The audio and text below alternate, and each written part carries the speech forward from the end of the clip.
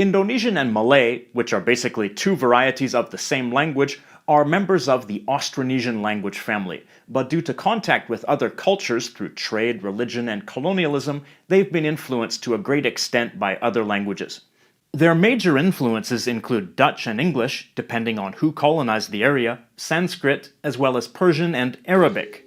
Today, there's a significant number of Arabic loanwords in Indonesian and Malay, not only formal literary and religious vocabulary, but lots of common words used in everyday conversation also come from Arabic. If you stick around until the end of the video, I'll tell you exactly how many Arabic loanwords there are. The Middle East and North Africa are far from Southeast Asia, so how did Arabic influence Malay? Nusantara, which includes present-day Malaysia, Indonesia, Brunei, and Singapore, has been a hub of international trade since as early as the 4th century, most notably the Strait of Malacca.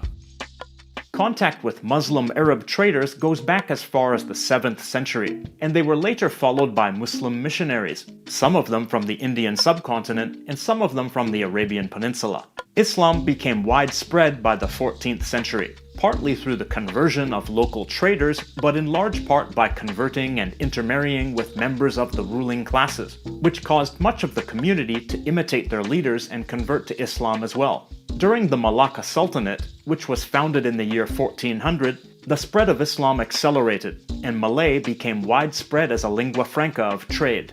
Malacca also became a busy international port city, resulting in more borrowings from other languages, and this is probably when some of the more conversational Arabic words entered the language. And during this period, the influence of Islam and Islamic literature brought more formal Arabic vocabulary into Malay. Let's look first at some of the religious vocabulary that was borrowed from Arabic.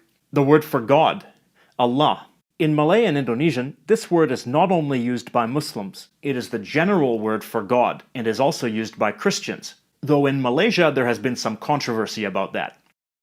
Masjid, or in Malay, masjid, the word for mosque, from Arabic, masjid. Iman, the word for faith, from Arabic, iman. Ibadah, or ibadat, meaning worship, from Arabic, ibadah. Jilbab. In Indonesian, this is the word for a headscarf covering a female's hair, head, and shoulders. In Arabic, the word jilbab refers to a type of long outer cloak that covers the whole body. Haram, the word meaning forbidden or illicit, from Arabic, haram. One interesting borrowing is the word kitab, from the Arabic word kitab.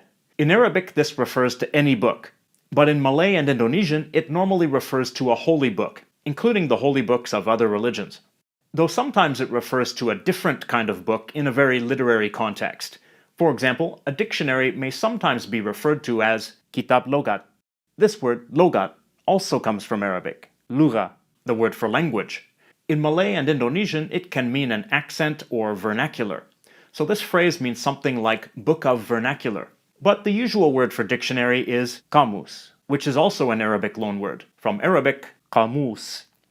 There are a lot of simple everyday words like this that come from Arabic. Salamat. This word means safety or well-being. It comes from Arabic salama, meaning safety. This word is used constantly in Malay and Indonesian because it's used for greetings, such as selamat pagi, meaning good morning. It's also used with the meaning of congratulations. To ask someone how they are in Malay, you ask apa kabar, meaning what's the news. This word kabar means news when referring to personal news. This comes from the Arabic word for news, khabar. To say sorry in Malay and Indonesian, you say ma'af. This comes from the Arabic word mu'af, meaning exemption. So it's like saying, please give me an exemption from punishment, or please let me off the hook. The Malay and Indonesian word for time, like time in a general sense, is waktu. This comes from the Arabic word for time, waqt. Saat. This word means moment or time, in the sense of at the time of. It comes from Arabic sa'a, meaning hour or time, and nowadays watch or clock too.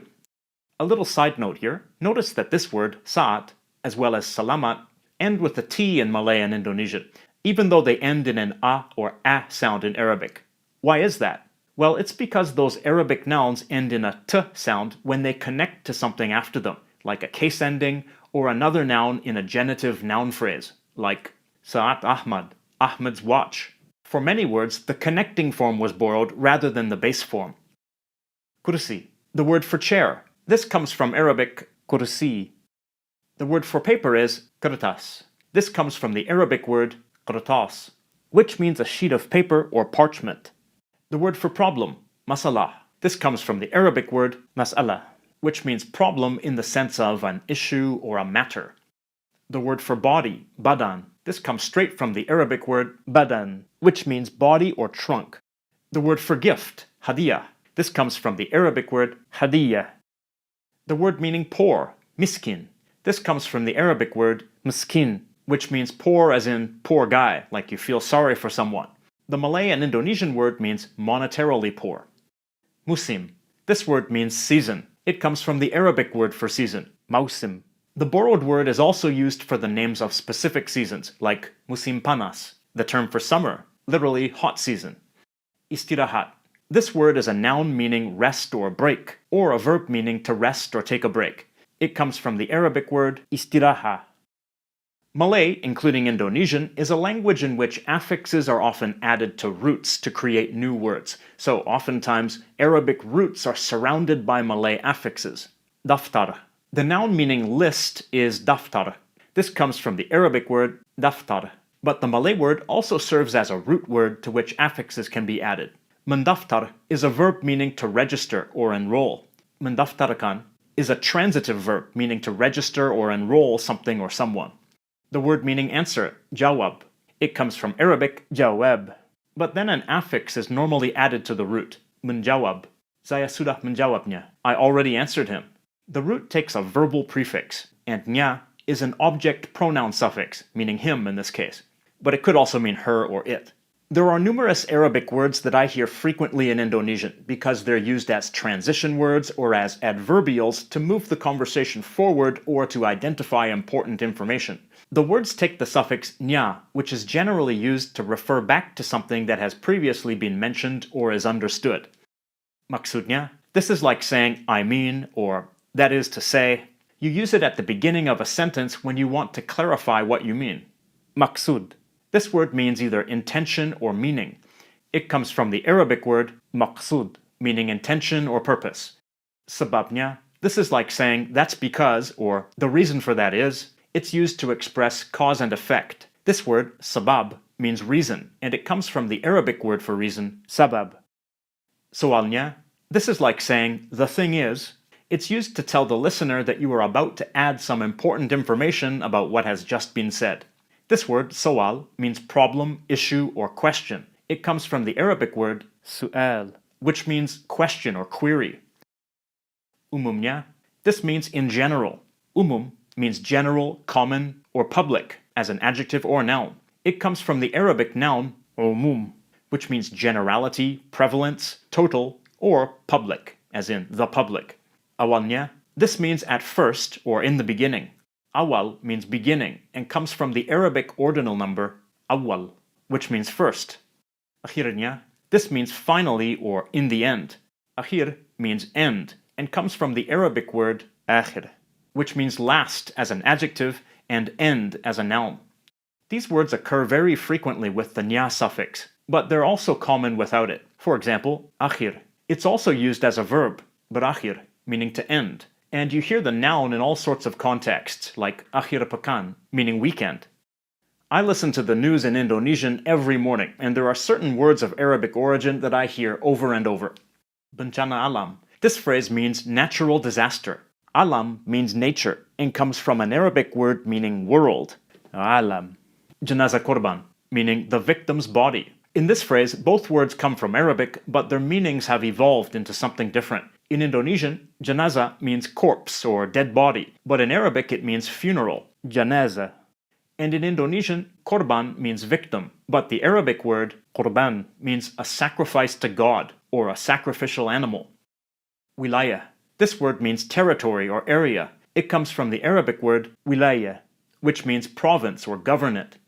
Dunia. This means world. It comes from the Arabic word dunia. Amerika Serikat. The United States. The second word here, serikat, means union, association, or league, and comes from the Arabic word sharika, which means company, though its original meaning when it was borrowed was more like a partnership or association. Honestly, there are lots more, and I could stand here all day listing them all. So let's move on and look at a few news headlines and see if we can find any Arabic loanwords. Populasi badak Sumatra terus turun akibat sulit kawin. Program bayi tabung jadi solusi. This sentence means the population of Sumatran rhinos continues to fall as a result of difficulty mating. IVF program becomes a solution. In this sentence, there is one Arabic loanword, akibat. Akibat means result or consequence. It comes from aqiba, meaning consequence. The word kawin means to mate or to get married. I found some conflicting information about its etymology, with one source saying it came from the Arabic word for dowry, but it seems that it actually came from Persian. WHO sebut tak setuju negara wajibkan vaksinasi COVID. This sentence means the WHO says it doesn't agree with countries making COVID vaccinations obligatory. In this sentence, there is one Arabic loanword, wajib, which means required or obligatory. The Arabic word wajib is a noun meaning obligation or duty. Here the Indonesian word has a verb suffix that makes this a transitive verb with the meaning of make obligatory, wajibkan. Sejumlah cara turun berat badan dalam 2 minggu bisa coba dilakukan untuk menunjang tujuan diet Anda. This means a number of ways to lose body weight in 2 weeks that you can try in order to support your diet goals. The first word is an Arabic loanword, jumlah, meaning number, amount, or total. It comes from Arabic jumlah, meaning a series or collection, or a sentence or phrase. The prefix s means one, and is functioning here similar to an indefinite article. Another word from Arabic here is badan, meaning body, which we saw before. One word that might look like an Arabic loanword but isn't is anda. It resembles the Arabic second-person masculine singular pronoun anta. But anda is not from Arabic. It was introduced into modern Indonesian and Malay in the 20th century, based on an obscure and archaic Malay word. As you can see, there's a significant amount of Arabic vocabulary in Indonesian and Malay, but nowhere near a majority of the words. In the Kamus Dewan dictionary of the Malay language, 1,791 words come from Arabic, comprising 6.25% of the entries. Some of those are uncommon literary words though. The number of commonly used words is 1,005, comprising 3.5% of the entries. But that 3.5% is not insignificant, because it includes quite a few words that are used constantly. The question of the day. For speakers of Malay and Indonesian, did you know that the words in the video came from Arabic? Do you have any other examples of Arabic loanwords? And to speakers of Arabic, are you surprised to discover that so many Arabic words are used in Malay and Indonesian? Leave your comments down below. And it's time to say thanks to the Lang Focus Patreon supporters who make it easier to keep this channel going month after month. I want to especially thank the ones right here on the screen. They are the top tier Patreon supporters, so many extra special thanks to them. And to everyone, thank you for watching and have a nice day.